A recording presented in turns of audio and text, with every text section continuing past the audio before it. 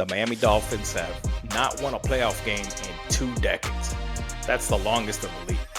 I can't believe they still have fans, especially the ones that are not even from Miami. How do they continue to put themselves through this torture? Let's find out. We are Outside the Pod, a Miami Dolphins podcast, bringing you your weekly dose of emotional Dolphins content reactions. Here are your outsiders, Danny D and Jules, the ref killer. I'm Danny, and my co-host here is my very handsome older brother, Jules, the ref killer. Say hello, Jules. How's it going, everybody? Good to have you. This episode is going to take you back into a little bit of nostalgic, back to the roots of Miami Dolphin fandom, at least for us. We're not from Miami. Neither one of us. Our early years were spent in Mexico, and then we basically grew up the rest of our lives in Arizona. And I've been kind of all over the world after that. But this team has grabbed us, and we've been following ever, since we were just very young kids. And so we kind of wanted to put together an episode of kind of like who we are and why we follow this team, even though it's put us through some of the worst pain in sports fandom that you could kind of think of. Yeah, torture. But hey, we grew up emulating these guys and really, loving the team. And I gotta admit that sometimes I wanted to leave and follow a different team, or maybe not follow NFL whatsoever. But it wasn't possible. And we're going to get a little bit into why and why we continue to follow this team. But, to start off, I want to give it up to Jules, since he's kind of the start of the story here. And, take it away, Jules. Tell us about your introduction to the Miami Dolphins. We're going to take us back here a few decades to 1982 season. That's when I first started following football. I was a very young kid. My dad introduced me to the game. He was watching on TV. I don't think he understood the game 100%, but just watching. I mean, that's, if you're a football fan, as soon as you start watching football, there's something interesting about it. There's something interesting about uniforms and the colors and the field and all the yard markers and everything like that, and huge stadiums, 70,000 people. It just grabs your attention right away. So I was really attracted to the colors and the flair of football, the helmets, all the logos. They were all so awesome back in the 80s. So I'm going to start in 1982, the season where I started watching, and right away I was really attracted to the Dolphins because I guess the colors mostly, first of all, and because they were actually a pretty good team. That was a time where I found out later on that was a strike shortened season, and the Dolphins made it to the playoffs. And my first Super Bowl that I watched was in 1983 when the Dolphins played the Redskins. And that was awesome to watch. I was watching it in one of my uncle's small bedrooms. They had a 19-inch TV that we could barely, it was a colored TV, so it was nice to see, the contrast between the blue and the red, Dolphins and Redskins. I just got really attracted to the game, and I was hooked. And the Dolphins they took the lead in the first half. I remember they had the lead. They had a couple of big plays, but then after that, it was all Redskins. It was all, and to me, it was boring to watch the Redskins. It was boring. Back then I was a kid, right? Mm-hmm. And they were just running the ball down our throats, and they had John Riggins, and they handed off to him 500 times, and it was just bad, And I was, I thought about it a little bit, but I was still, even though the Dolphins lost and I was a little kid, and usually at that age you go with the winner. You don't understand. You just want to go with winners, but there was something about the Dolphins. And of course, Dan Marino still wasn't in the mind of anyone, but it was still the colors and just the flair of the game, and that just attracted me to football. If if you fast forward a couple of years later, then you have another Super Bowl when they faced the 49ers, and that was Right. Dan Marino's first year. Now, I was still only like a, you know, uh, not a big fan yet of football. I didn't watch like every Sunday. I was still a kid. I still had other things to do. I had, I was only like 6 or 7 or whatever. But in 1984, that's when I turned 10, and that was the 1985 Super Bowl against the 49ers. Of course, Marino has his record year. It was so awesome to watch. It was nothing like I've seen ever. And how do you not get hooked? How do you not look at this guy, number 13, the golden curls, breaching outside the helmet and everything, and he's throwing these bombs, Right. these missiles down the field, and I just wanted to be Yeah. him. That's the first time I asked my dad, Yeah. like, hey, I need a football, man. I need to go out in the yard and throw it some, because I wanted to be Dan Marino. That was my.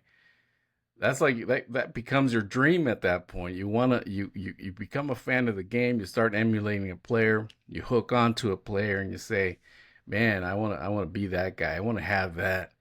I want to have the bikini babe say your name down in South Beach." It was such an awesome year for the Dolphins, and throughout that, 84 through maybe 86, I guess it was such a good time for the Dolphins. They were so good.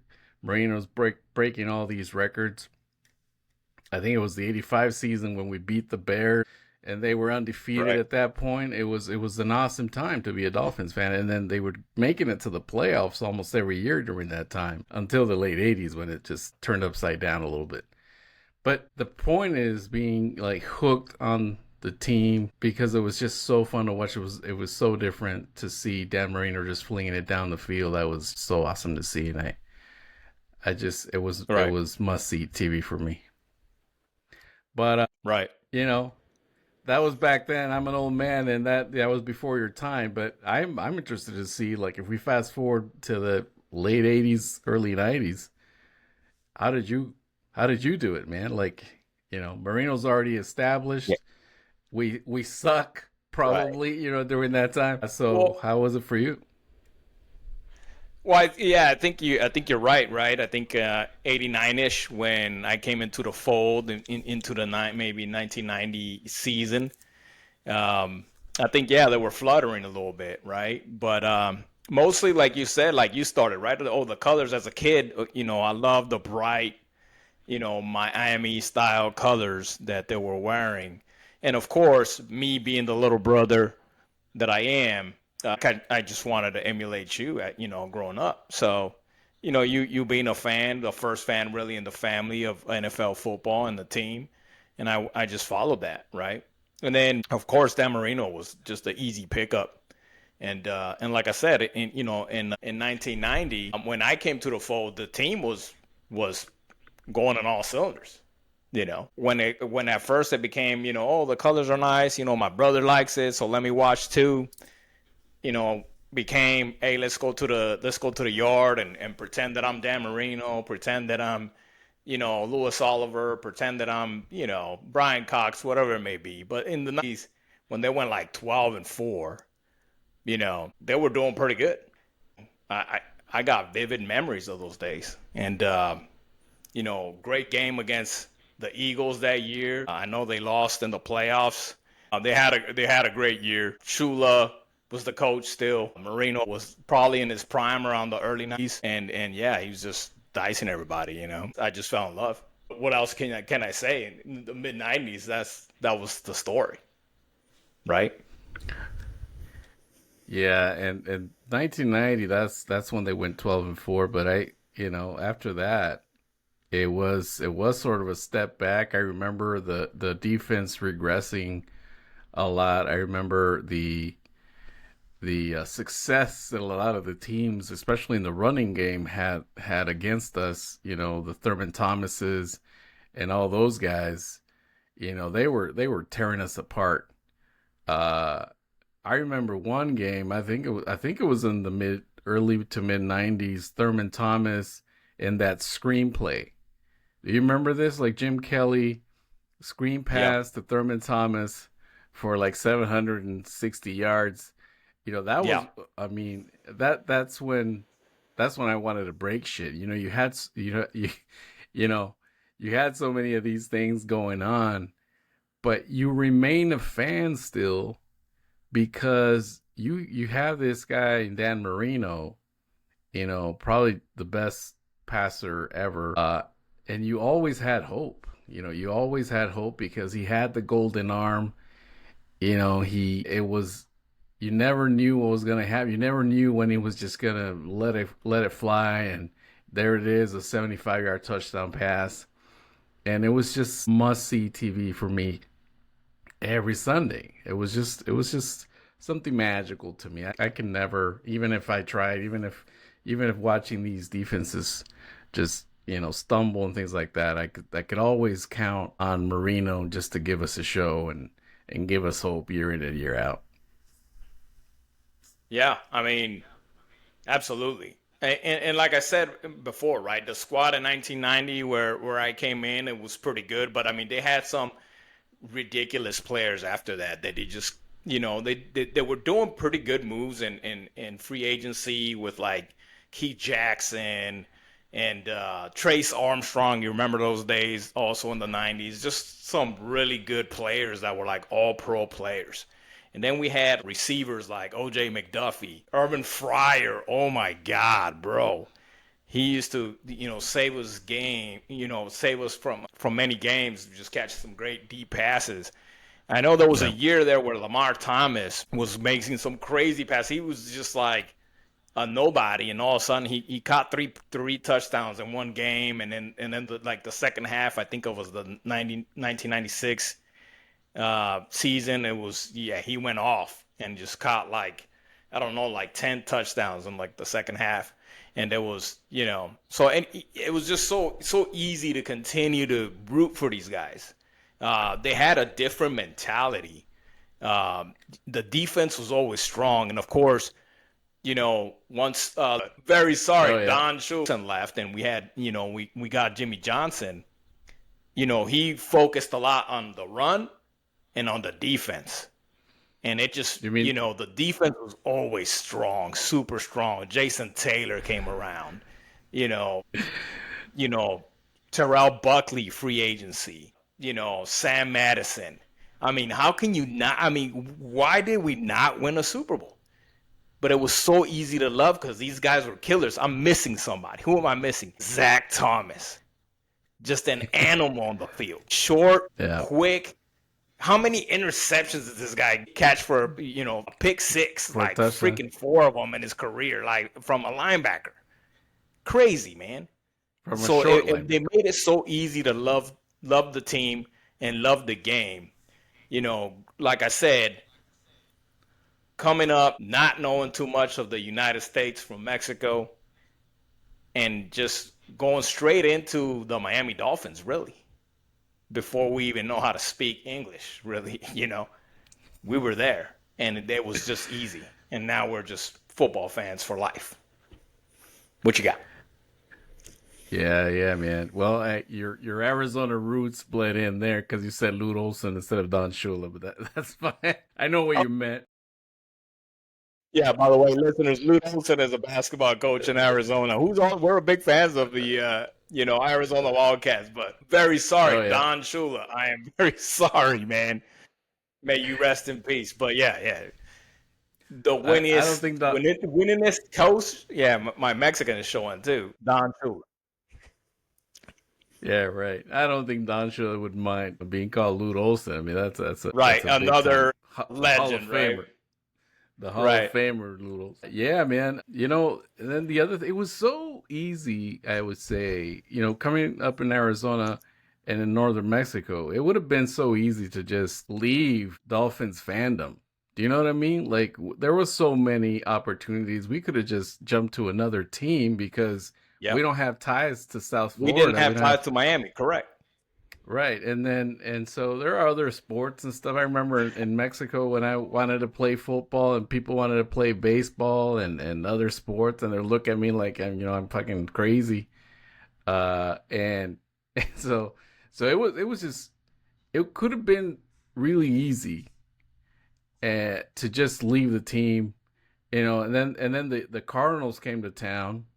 We could have just, you know, abandon ship and just go to the Cardinals. Although the Cardinals made it easy to not become fans of the Cardinals, they were terrible. That's right. They weren't very good. But And also when they came regardless, around, the Dolphins weren't bad. If they would have came around a right? little bit later, and we'll talk about that the next episode. But if they would have came back, if they would have came around, later in our life, Yeah, it may have been easier to transition to the Cardinals. But I think we were in too deep at that point, right? We were in too deep. I mean, I gotta admit, and I'm sorry for all those, Miami natives out there. They're gonna help, if they see me, they're gonna kill me. But yeah, I try to jump ship many a times, and don't lie to me. I'm sure some of y'all have as well. I try to jump ship many a times. I mean, it would our fandom was tested for sure in a lot of ways. I don't think we've talked about other things that occurred. Like Marino's Achilles injury. Yeah, Man, that was one of the things when I saw that, and I remember watching the game live. That was such a punch in the gut. We had a yeah, great start to the season, and that yeah. was another one of those tests that you could have just gone, you know what, I'm done. But no, it's just something about this team, something about the tradition, the history, the colors, the players that have come and gone, the Right. coaches that have come and gone, especially Don Shula. I don't like, I guess there's not, that's a short list of coaches I would say that you remember, but man, Yeah, that we it could would be have proud just the of. point is, yeah, man. So yeah, so a lot of tests, and I just wanted to bring up the Marino's Achilles tear. That was such a big blow. And even though Scott Mitchell, the lefty came in, he did a pretty good job. But that was, yeah, and we still missed the playoffs and everything. So it was such a big blow. But at that point, I don't think we looked back at that point, and I don't remember. Did we ever like try to jump ship even after that? I mean, I remember talking about it and I don't remember how long ago it was, but I remember a couple of times going, "Oh man, I'm gonna Oh become a yeah. Cardinals fan." But no, yeah, it hasn't happened. It can't Yeah, happen no. anymore. Yeah, yeah. We're in Well, I too mean, deep and, now. and yeah, and we're talking about our first really decade and a half into the 1999 ish era. In those times, I don't think we really tried to jump ship too much. I think we were pretty locked into the Dolphins. It was later, and like I said, we'll talk about that.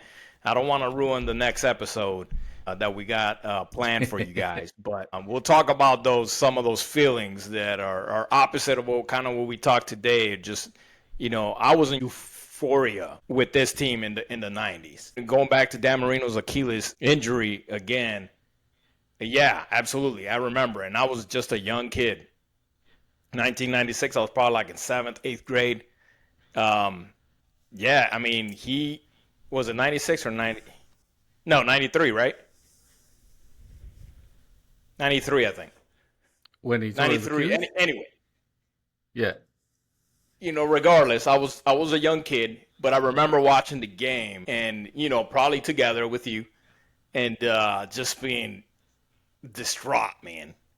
My heart dropped to my anus. I was just not well. I knew our life was over. I'm pretty sure like I said, I'm pretty sure I shed a tear that day. I thought it was done, and he was starting to get older a little bit too. So it was like, is he ever gonna come back? And the medicine back then wasn't as good as it is today. So yeah, how how terribly horrific for us was that time. And but hey, lo and behold, he came back the next year, made the playoffs. Man, it actually the next couple of years we made the playoffs, and I think Right. that's when I think Don Shula like went like totally gray. You know what I mean? Like he still had a little bit of dark hair in there, but I think that's when he went like completely gray, and you could see that maybe the front office and Don Shula were starting to kind of like uh maybe not see eye to eye. I I remember getting a sense of it, and I can't remember if it was 90, 93, 94, or one of those years. I'd say, you know what? I think Don Shula is getting close to calling it quits. But Yeah. uh, and I think that it was then in 1995, um, when Shula actually hung it up. Made the playoffs in that final season. It was one of those years again where you don't have it quite together yet. The defense was still kind of reeling and didn't really have quite the superstardom that we were seeing in some of the other teams. So it was kind of a, Shula being gone and everything. That was another test for me, I would say. Having Shula all those years, it was such a an awesome coach and an awesome, probably one of the awesomest guys out there. I mean, I never knew him personally, of course, but you could just tell that the players loved him, that the players trusted him. And so just seeing that end of that era was one of those the big, memories that I have of the team, and just a pretty big transition, I would say, for the team. I think the fact that not making the Super Bowl, not winning the Super Bowl during that, during that time, right? Since the 70s, making it but not winning for many of the years that we followed, at least. Yeah, I thought maybe they thought they could make a change with such good rosters. They could make a change, and maybe somebody else could punch the ticket. And they thought maybe Jimmy Johnson was that man in 1996. Obviously, in transition, the Dolphins went 8-8, but I mean he improved some solid defenses during his tenure as the Miami Dolphins head coach. We're talking about Zach Thomas. We're talking about Lawrence Taylor, Terrell Buckley, Marion. Brock Marion, there you go. Brock Marion laying out people, almost killing them. All those guys are just monsters in the field. It was great to see. Jimmy Johnson did have some good years as far as the defensive line, and then in the running game was also kind of an improvement under him. But of course, that kind of meant that Marino didn't throw the ball as much as probably he wanted to. Once Jimmy Johnson got here, I always thought, even though he's a great coach and everything, I always thought that he still, like, I don't know, man. He was. I had a hard time just kind of latching on to him as a coach of the Dolphins. I don't know if it was just the Shula hangover. Yeah, I think it was the just loving Shula so much. That's how it was. Our favorite players when they left, we didn't really want to accept anybody else in that position.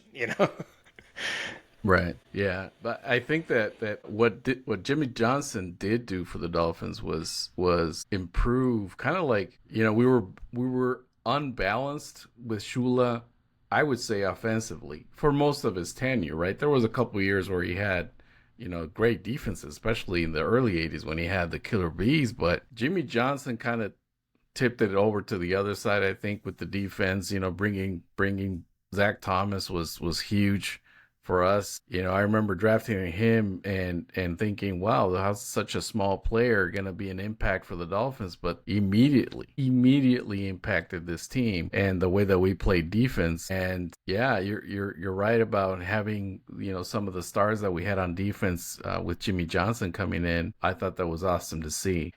Still, making it to the playoffs was also good, but we just couldn't get over the hump. I mean, that was just. But again, with Dan Marino, through that, you always thought you had a chance, and we would always be glued to the TV to watch, and especially our playoff games, even though we couldn't get a win, and that was still a good thing for us to kind of like improve our defense and not rely so much on Marino's arm to do what he needed to do.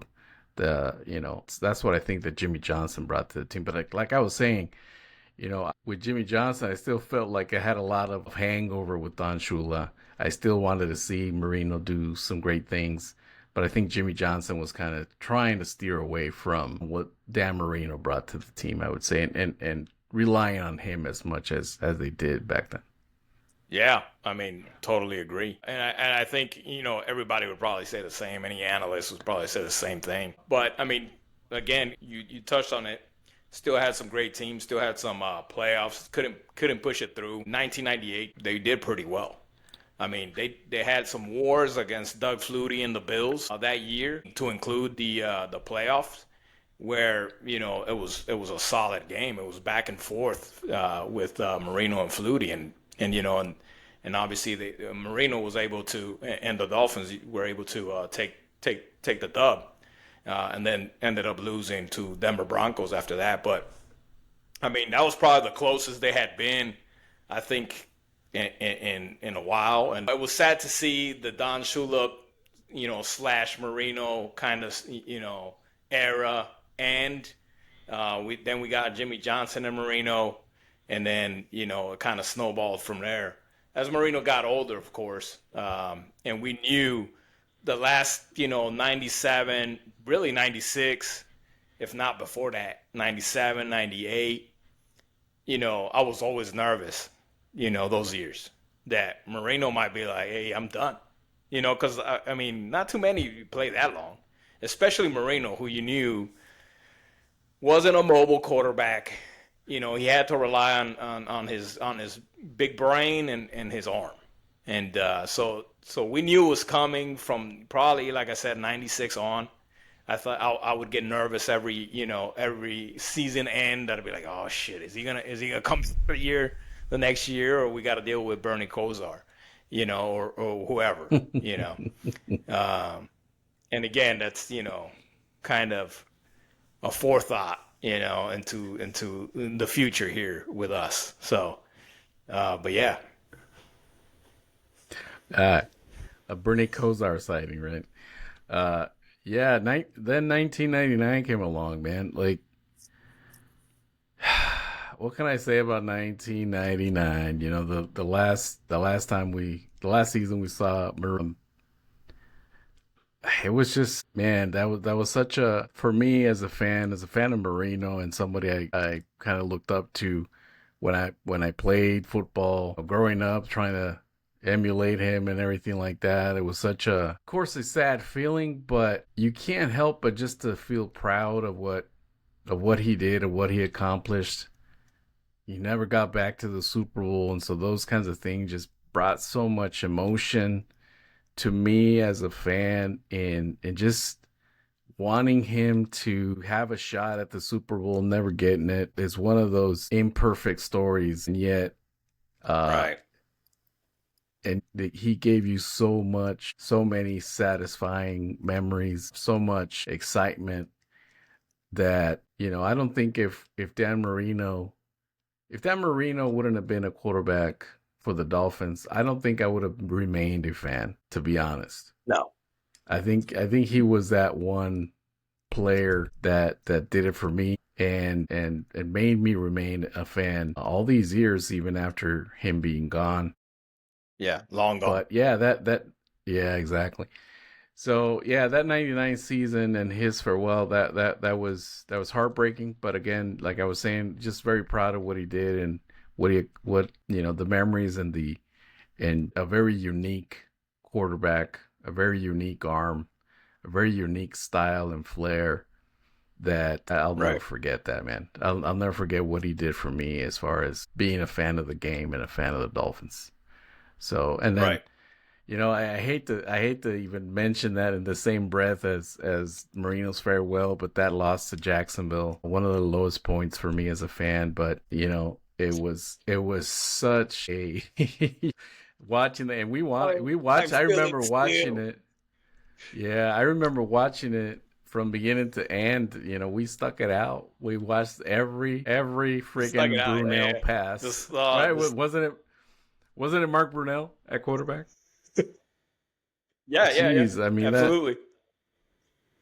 Man, that was such a bad loss, and kind of sad to make that be the last memory of Marino. And Right. but he was a cool cat, and he said goodbye to the game, and as gracefully as he always did everything as a player. So, but yeah, that 1999, man, that year will live in infamy, right? Right, right. I mean, yes. I almost get emotional now, Yeah. many years later. We're talking, yes, it was a terrible Jaguar loss or Miami losing to Jaguars. And we saw it coming. I mean, I'm pretty sure we even knew it was going to happen before even the season was over. But yeah, it's almost like somebody died, somebody close to you died. It was this sadness, Yeah. and I still feel it to this day because I'm not sure, you see that kind of talent, that arm talent again. There's some guys that have arm talent, but he had zip, he had very good touch. The quick release was just snappy, right? It was just boom, it was out, and he knew where to put it. And he knew where his receivers were. It's like he studied. I'm sure he studied his receivers so well. They were like an extension of himself. And so he knew where to put it. And it was just an amazing thing to see. And seeing him go for sure was very sad, especially with no Super Bowl. This is gonna eat. Obviously, it's a lot worse for him. But wow, I mean, I feel it too. Every time I see him, every time I see his tape, every time if somebody talks about top quarterbacks in the NFL, I'm like, God damn it. Marino is up there, and everybody knows he's up there. But Hmm. he would be even more respected if he had one, for sure. Yeah. And that's so sad. That's very sad. So yeah, I mean, yeah, that's really what grabbed us, right? That emotion that he brought, that fire, that they Yeah. famously were, called him out on, was Right. I what grabbed mean, us, what? and that's why we're here, talking about it to this day. Yeah. Remember how many times he would grab someone by the face mask, you know, and just yell. I can't, I don't know what the hell he was saying, right? But he would grab people from the Yeah, face mask and then just yell at them and just like it was yeah, like 2 3 words or something. Like I don't know what he was saying. Maybe it was like, hey, it was a curl route. God damn it. yeah. Something like that. But Or I love he you, just man. maybe it was that. I don't know. But Yeah, it who just knows? seemed like he commanded the field. He was a field commander. If you ever seen one, that's definition of a field commander right there. He was the boss. If he was on the field, he was the boss. So Yeah, yeah, and there's so much of that with it. Go ahead. yeah, and I think that freedom kind of was taken from him as for being a boss once Don Shula had left the team, and it was different That's true. mentality with Jimmy Johnson. I think he was no longer like you said, the commander, the captain of the team. I mean, he was the captain, but you know what I'm saying. He probably didn't have the same ability to just be the guy managing the whole field. So yeah, Right. you know, not to rant too much longer about how much we love Dan Marino and those early days of Don Shula slash Dan Marino and glory days in Miami football. But I definitely want to put out the cliffhanger for next episode and say that was the end of it. It died with Dan Marino, and yeah, we'll come back next episode. We're gonna get into my favorite topic, which is talking a bunch of crap about my favorite team in the NFL. and we're gonna get Can't wait. real dirty. And I'm hoping everybody sticks with us, or joins us. Hit the like button, hit the subscribe button, leave us a comment, tell us what you think. So with that, we'll see you guys next episode. I hope you guys have a good day, good night, whichever it may be for you right now. And see you next time. See you next time.